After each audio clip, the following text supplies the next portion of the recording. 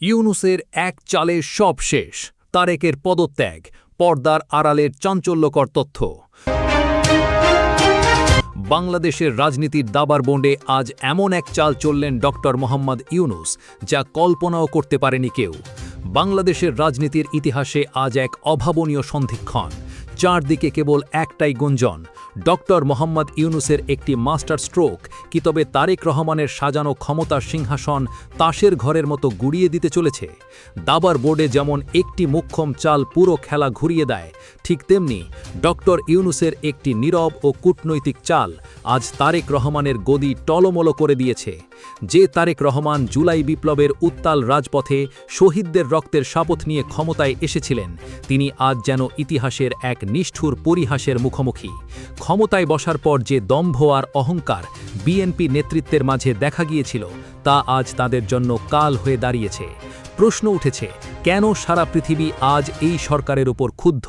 কেন দীর্ঘদিনের বন্ধুপ্রতিম দেশগুলো হঠাৎ করেই মুখ ফিরিয়ে নিল? আজ পর্দার আড়ালের সেই চাঞ্চল্যকর সত্য উন্মোচন করার সময় এসেছে। সবচেয়ে বড় আঘাতটি এসেছে তখন, যখন তারেক রহমান জনগণের মূল দাবি অর্থাৎ গণভোট আয়োজনের প্রতিশ্রুতি থেকে সরাসরি সরে দাঁড়ালেন। বিপ্লব পরবর্তী সময়ে এদেশের মানুষের প্রধান আকাঙ্ক্ষা ছিল একটি স্বচ্ছ ও নিরপেক্ষ রায়ের মাধ্যমে রাষ্ট্রের সংস্কার নিশ্চিত করা। কিন্তু ক্ষমতায় বসার পর সেই আকাঙ্ক্ষাকে তোয়াক্কা না করে একছত্র আধিপত্য কায়েমের চেষ্টা চালানো হয়েছে।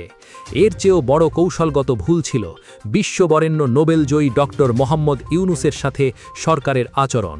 যে মানুষটি নিজের আন্তর্জাতিক ইমেজ ব্যবহার করে বিপ্লবকে বিশ্ব দরবারে বৈধতা দিয়েছিলেন, তাকেই ক্ষমতার মোহে অন্ধ হয়ে এক এক করে অপমান করা হয়েছে।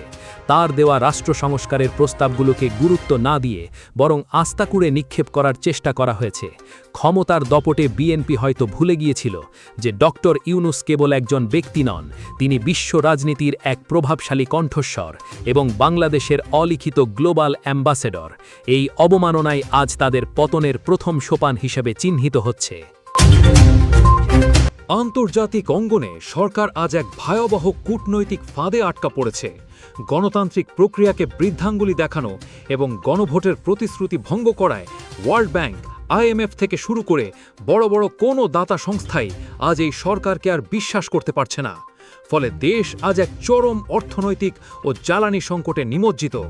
কয়লা নেই, তেল নেই, গ্যাস নেই, পুরো দেশ যেন অন্ধকারের অতল গহ্বরে তলিয়ে যাওয়ার অপেক্ষায়। অথচ সরকার কোথাও থেকে একটি টাকাও ঋণ জোগাড় করতে পারছে না। ডক্টর ইউনূসকে অপমান করার চড়া মাশুল আজ সরকার হাড়ে হাড়ে টের পাচ্ছে। বিদেশের মাটিতে বাংলাদেশের ভাবমূর্তি আজ ইতিহাসের সর্বনিম্ন পর্যায়ে। যখনই সরকার আন্তর্জাতিক কোনো সহযোগিতা চাইছে, তখনই শর্ত হিসেবে আসছে ডক্টর ইউনূসের সংস্কার প্রস্তাব বাস্তবায়ন এবং জনগণের রায়ের প্রতিফলন। সবাই যখন ভাবছিল তারেক রহমান হয়তো সব পরিস্থিতি সামলে নেবেন, ঠিক তখনই ডক্টর ইউনূস দিলেন তার সেই মরণ কামড়।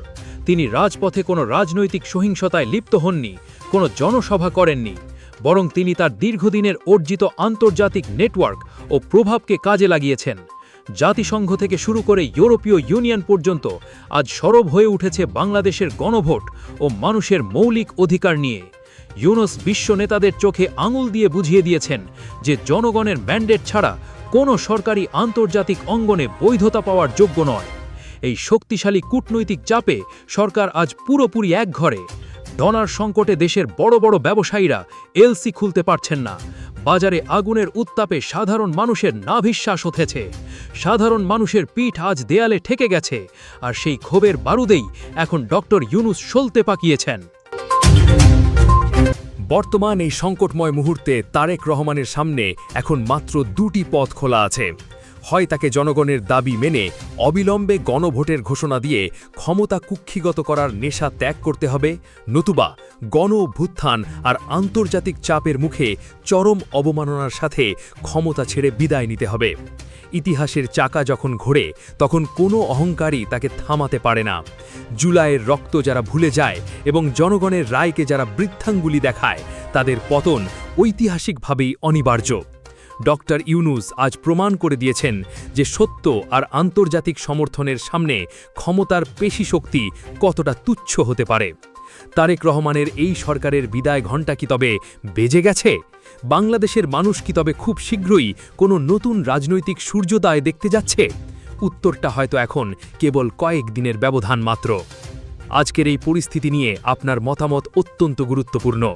তারেক রহমানের এই চরম সংকটের জন্য আপনি কি ডক্টর ইউনূসকে অপমান করাকেই মূল কারণ মনে করেন? আপনি কি চান এই মুহূর্তে একটি অবাধ ও নির্দলীয় গণভোট হোক, নাকি তারেক রহমানের পদত্যাগই বর্তমান সংকটের একমাত্র সমাধান? তারেক রহমানের এই চরম সংকটের জন্য আপনি কি ডক্টর ইউনূসকে অপমান করাকেই দায়ী মনে করেন? আপনি কি চান এই মুহূর্তে একটি নির্দলীয় গণভোট হোক, নাকি তারেক রহমানের পদত্যাগই দেশের জন্য একমাত্র মুক্তি? আপনার মতামত এক্ষুনি আমাদের কমেন্ট বক্সে লিখে ঝড় তুলুন। মনে রাখবেন, আপনাদের প্রতিটি আওয়াজই আজ পরিবর্তনের হাতিয়ার। ভিডিওটি সত্যের পক্ষে একটি জোরালো প্রতিবাদ মনে হলে লাইক দিন এবং বেঈমানদের আসল চেহারা সবার সামনে উন্মোচন করতে এক্ষুনি শেয়ার করে ছড়িয়ে দিন। রাজনীতির এমন সব সেন্সিটিভ ও পর্দার আড়ালের খবর সবার আগে নির্ভীকভাবে পেতে আমাদের চ্যানেলটি সাবস্ক্রাইব করে বেল আইকনটি বাজিয়ে দিন। আমরা থাকব প্রতিটি মুহূর্তে আপনার পাশে। ধন্যবাদ।